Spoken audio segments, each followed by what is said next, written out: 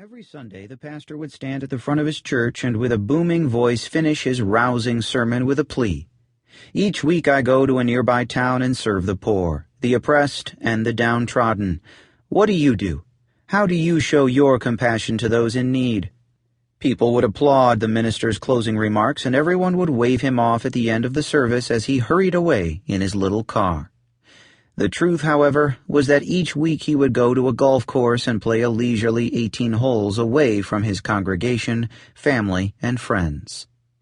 This deception had been going on for years, but eventually it came to the attention of some angels. They were furious at his lies and reported the situation directly to God. After a little consideration, God said to the angels, "I will visit with this minister on Sunday and teach him a lesson he'll never forget." Sure enough, next Sunday God showed up at the church. Yet again the minister informed his congregation that he was going to go serve the poor before leaving for the golf course. This time, however, God intervened. When the minister took his first shot, the ball took off, flew through the air, bounced onto the green, and dropped into the hole. The minister was amazed. At the second hole, the same thing happened, and the third, and the fourth, right through to the last hole. With his last stroke, the minister sliced the ball badly, but still it curved around and, like all the others, found the hole in one. All the while the angels in heaven watched what took place in utter disbelief. By the time God returned, they shouted, "I thought you were going to punish the minister for all his lies, but instead you gave him the perfect round of golf." "That may be true," replied God with a smile, "but ask yourself this. Who is he going to tell?" I desire your desire. Believing that there is some supreme being above and beyond the world we experience, a being who loves us and cares about what happens in our lives, is natural. We want to believe. To understand this, let us reflect upon the nature of desire. Most of us will agree that the things we love are not as important to us as the people we love. We desire a myriad of things in life, such as wealth, health, and longevity, but in the midst of these, we will be quick to point out that our loved ones stand over and above them all.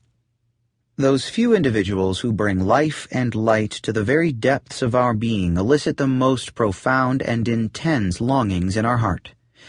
And yet, true as this description may be, it is also incomplete and inadequate.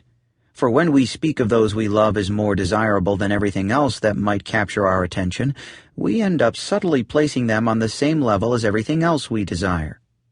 If we simply long for our partner in a more intense and inflamed way than a promotion at work, a holiday in the Bahamas, or a home by the beach, we end up treating them in much the same way, as one more thing we want.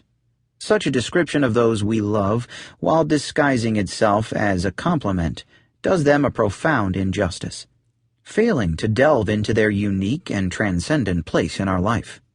For our desire for those we love is not merely superior to all other desires, it is of a fundamentally different kind. Imagine that most painful of experiences, the loss of our beloved.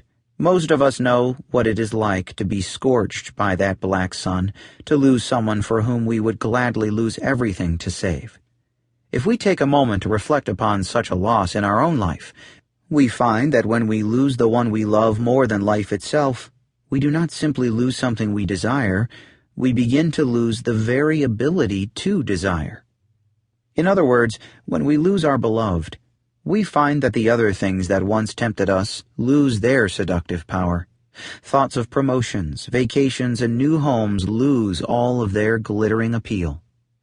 A chilling melancholy slowly envelops us, fading our once vibrant world into various shades of gray.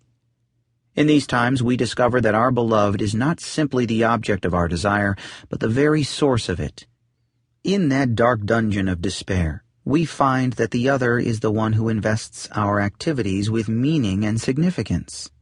Any of our achievements, while once meaningful to us, now signify nothing. What we learn from this traumatic experience is that the loss of our beloved results in our world being cut adrift from its sun and descending into even greater darkness.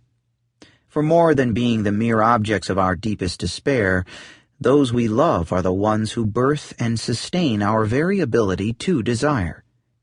It is not, then, our beloved's mere existence that lights up our life with meaning. It is our beloved's desire for us that has this luminous effect. We might even still be with the one we love, but if we feel that they no longer love us, we experience the profound pain and suffering described above. In contrast, the one we love may be far away, and yet their longing and desire for us can sustain us in their absence.